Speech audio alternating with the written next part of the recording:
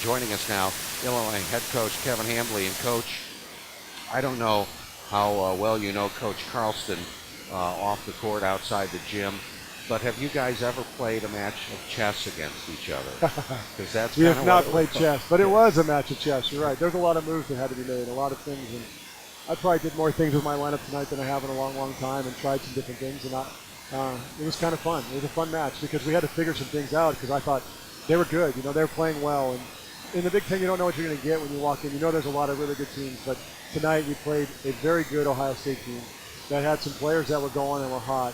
And, you know, they kind of are up and down a little bit because they're a little bit young, but I thought that we played well enough and we played pretty well and pretty steady and kind of rode that wave and found a way to win the match, which is what you got to do in the Big Ten. One of the moves that you made tonight, I believe it was midway through the second set, Morgan Criswell came out, Rustil came on, but Strizak came on, and lit the lamp once again.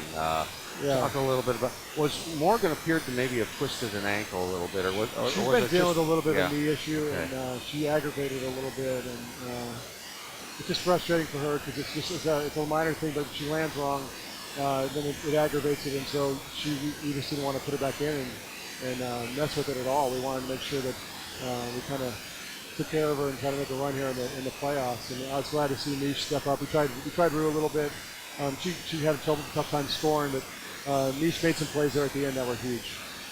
Certainly, and but down the stretch we really go to our big guns. McMahon and Burks, just did what they do. They just keep us afloat and then slowly drown the opponent. Yeah, it was nice to be up, 13, 10, and just go Liz, and she ended on 2 first ball side outs, and that's what she's been in. We haven't had that from her in a little bit. It was nice to get her back on track, and she had 452, had 1 error, and I thought she played great and was huge. I thought we could have got her some more balls, but Lex is doing a good job of trying to keep the middles involved, so you can't really complain about that too much. Defensively, I thought Brandy did her usual steady job, but so did Danielle. And Jules had a huge dig on the south side of the court here in the first half of that set 5 that really kept things alive. She makes some spectacular plays, and it seems like if there's a time when you need something to happen that's kind of out of the ordinary, she's really good at making that happen. And she's an interesting athlete that can do those kind of things, but I agree. I thought she made some huge plays, and that kind of got us going at this set and helped us expand the lead and was instrumental really in winning that match. All right, well, got to defend home court is the old saying, and we did it tonight. It was really we kind of dominated the first set. They dominated the second. We dominated the third. They dominated the fourth. Yeah, it was.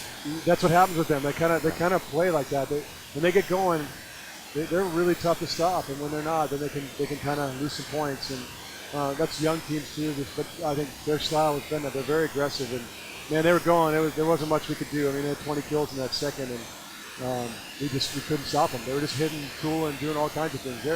They're a good team. They're going to make a run here, and I think they'll be good in the tournament.